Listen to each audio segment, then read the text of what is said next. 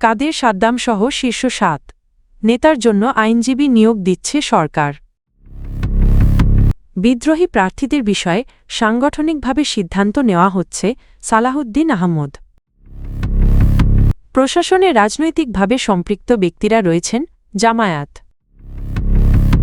বিচ্ছিন্ন ঘটনা ঘটলেও নির্বাচনে প্রভাব ফেলবে না সালাহউদ্দিন।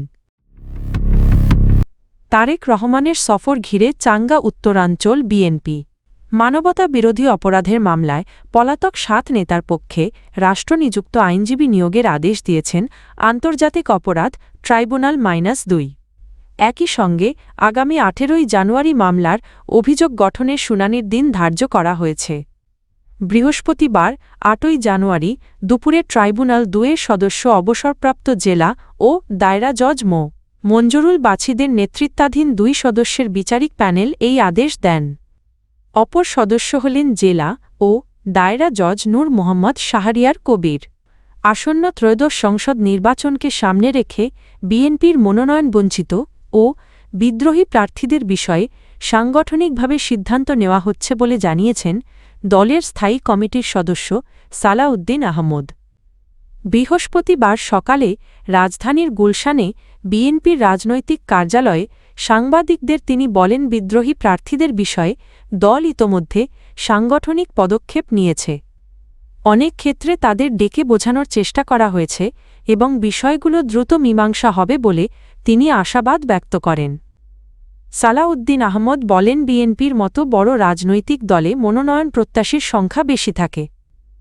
বৃহত্তর রাজনৈতিক স্বার্থে বহু দলের অংশগ্রহণ নিশ্চিত করতে গিয়ে অনেক যোগ্য প্রার্থী মনোনয়ন পাননি। এতে কারো কারো মধ্যে অসন্তোষ থাকলেও দল তা সাংগঠনিকভাবেই সমাধান করছে। এদিকে বিএনপির ভারপ্রাপ্ত চেয়ারম্যান তারেক রহমানের উত্তরাঞ্চল সফর নিয়ে আচরণবিধি লঙ্ঘনের অভিযোগ নাকচ করেন তিনি। সালাহউদ্দিন আহমদ বলেন, গণ অভ্যুত্থানের শহীদদের প্রতি শ্রদ্ধা জানানো এবং কবর জিয়ারত করা জাতির প্রত্যাশা। এতে নির্বাচন আচরণবিধি লঙ্ঘনের কোনো প্রশ্ন নেই। তিনি আরও বলেন, ২০২৪ সালের গণ অভ্যুত্থান ও শহীদদের আত্মত্যাগকে প্রশ্নবিদ্ধ না করে বরং জাতীয় পর্যায়ে আরও মর্যাদার সঙ্গে ধারণ করা উচিত। তারেক রহমানের সফর সেই চেতনাকেই তুলে ধরবে। প্রশাসনে রাজনৈতিকভাবে সম্পৃক্ত ব্যক্তিদের উপস্থিতি নিয়ে উদ্বেগ প্রকাশ করেছে জামায়াতে ইসলামী। দলটির নায়েবে আমির সৈয়দ আবদুল্লাহ মো. তাহের বলেছেন, রিটার্নিং কর্মকর্তাদের মধ্যে দলীয়ভাবে নিয়োগপ্রাপ্ত ডিসি রয়েছেন বলে তাদের কাছে তথ্য আছে। এ কারণে এসব ডিসি ও এসপির বদলির বিষয়ে নির্বাচন কমিশনকে জানানো হয়েছে। বুধবার রাজধানীর আগারগাঁওয়ে নির্বাচন ভবনে প্রধান নির্বাচন কমিশনার এএমএম নাসির উদ্দিনের সঙ্গে বৈঠক শেষে সাংবাদিকদের এ কথা বলেন তিনি। আবদুল্লাহ তাহের অভিযোগ করেন, প্রার্থিতা যাচাই বৈষম্য দেখা গেছে। একই আইনের ভিন্ন প্রয়োগ হয়েছে বলে দাবি করে তিনি বলেন, বিএনপির কয়েকজন প্রার্থীর দ্বৈত নাগরিকত্ব থাকা সত্ত্বেও তাদের মনোনয়ন গ্রহণ করা হয়েছে, অথচ জামায়াতের প্রার্থীদের ক্ষেত্রে তা করা হয়নি। তিনি আরও বলেন, নির্বাচনে এখনও লেভেল প্লেয়িং ফিল্ড নিশ্চিত হয়নি। কারও ক্ষেত্রে অতিরিক্ত নিরাপত্তা দেওয়া হচ্ছে, আবার কাউকে তা দেওয়া হচ্ছে না।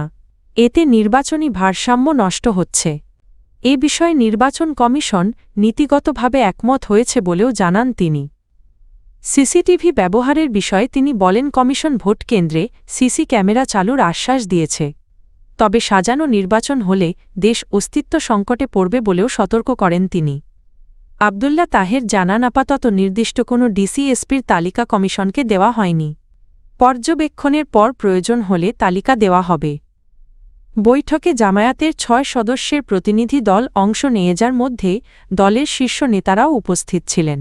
দেশে কিছু বিচ্ছিন্ন ঘটনা ঘটলেও তা আসন্ন নির্বাচনে কোনো প্রভাব ফেলবে না বলে মন্তব্য করেছেন বিএনপির স্থায়ী কমিটির সদস্য সালাহউদ্দিন আহমদ। বৃহস্পতিবার ৮ই জানুয়ারি গুলশানে বিএনপি চেয়ারপারসনের কার্যালয়ে সাংবাদিকদের সঙ্গে আলাপকালে তিনি বলেন, পতিত ফ্যাসিবাদী শক্তি দেশের গণতান্ত্রিক অগ্রযাত্রা ব্যাহত করতে আইন-শৃঙ্খলা পরিস্থিতির অবনতি ঘটানোর চেষ্টা করছে। তবে এসব বিচ্ছিন্ন ঘটনা নির্বাচনী প্রক্রিয়াকে বাধাগ্রস্ত করতে পারবে না। সব রাজনৈতিক দলই নির্বাচনের বিষয়ে প্রতিশ্রুতিবদ্ধ এবং শেষ পর্যন্ত নির্বাচন সফলভাবেই অনুষ্ঠিত হবে বলে তিনি আশাবাদ ব্যক্ত করেন। লেভেল প্লেইং ফিল্ড নিয়ে অন্য রাজনৈতিক দলের অভিযোগ প্রসঙ্গে সালাহউদ্দিন আহমদ বলেন, বিষয়ে কারও অভিযোগ থাকলে তারা নির্বাচন কমিশনের কাছে জানাতে পারেন।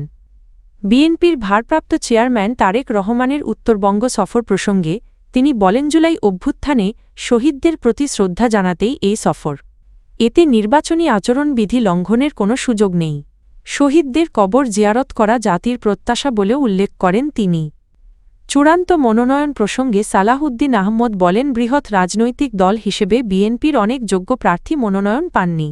যারা বিদ্রোহী প্রার্থী হয়েছেন তাদের অনেকের বিরুদ্ধে সাংগঠনিক ব্যবস্থা নেওয়া হয়েছে। প্রয়োজনে আলোচনা ও সমঝোতার মাধ্যমে বিষয়গুলোর সমাধান করা হবে। বিএনপির ভারপ্রাপ্ত চেয়ারম্যান তারেক রহমান পৈতৃক জেলা বগুড়া সহ উত্তরাঞ্চলের ৯টি জেলা সফরে যাচ্ছেন। আগামী রোববার ১১ জানুয়ারি সড়কপথে শুরু হওয়া ৪ দিনের এই সফর শেষ হবে ১৪ জানুয়ারি। সফরসূচিতে রয়েছে টাঙ্গাইল, সিরাজগঞ্জ, বগুড়া, রংপুর, দিনাজপুর, ঠাকুরগাঁও, পঞ্চগড়, নীলফামারী ও লালমনিরহাট। সফর ঘিরে সার্বিক নিরাপত্তা নিশ্চিত করতে সরকারকে চিঠি দিয়েছে বিএনপি। একই সঙ্গে নির্বাচন কমিশনের ঘোষিত আচরণবিধি যেন কোনোভাবেই লঙ্ঘিত না হয় সে বিষয়ে বিশেষ সতর্কতা অবলম্বনের কথা জানিয়েছে দলটি। বিএনপির পক্ষ থেকে জানানো হয়েছে, স্পটটি মূলত ধর্মীয় ও সামাজিক কর্মসূচি ভিত্তিক। এ সময় তারেক রহমান, মৌলানা ভাসানী শহীদ আবু সাঈদ তৈয়বা মজুমদার সহ জুলাই গণ অভ্যুত্থানের শহীদ ও দীর্ঘ গণতান্ত্রিক আন্দোলনে নিহতদের কবর জিয়ারত করবেন। পাশাপাশি সদ্য প্রয়াত বিএনপি চেয়ারপারসন ও সাবেক প্রধানমন্ত্রী খালেদা জিয়ার আত্মার মাগফিরাত কামনায় আয়োজিত দোয়া মাহফিলে অংশ নেবেন। আহত জুলাই যোদ্ধা ও শহীদ পরিবারের সঙ্গেও তিনি সৌজন্য সাক্ষাৎ করবেন। সফরসূচি অনুযায়ী ১১ জানুয়ারি সকালে গুলশান থেকে রওনা হয়ে টাঙ্গাইল ও সিরাজগঞ্জ অতিক্রম করে বগুড়ায় পৌঁছাবেন তারেক রহমান এবং সেখানে রাতযাপন করবেন। ১২ জানুয়ারি বগুড়া থেকে রংপুর হয়ে দিনাজপুর ও ঠাকুরগাঁও যাবেন। ১৩ জানুয়ারি পঞ্চগড়, নীলফামারী ও লালমনিরহাট সফর শেষে রংপুরে অবস্থান করবেন। শেষ দিন ১৪ জানুয়ারি রংপুর হয়ে বগুড়া, গাবতলী হয়ে ঢাকায় ফিরবেন। দীর্ঘ ১৭ বছরের বেশি সময় পর গত ২৫ ডিসেম্বর লন্ডন থেকে দেশে ফেরেন তারেক রহমান।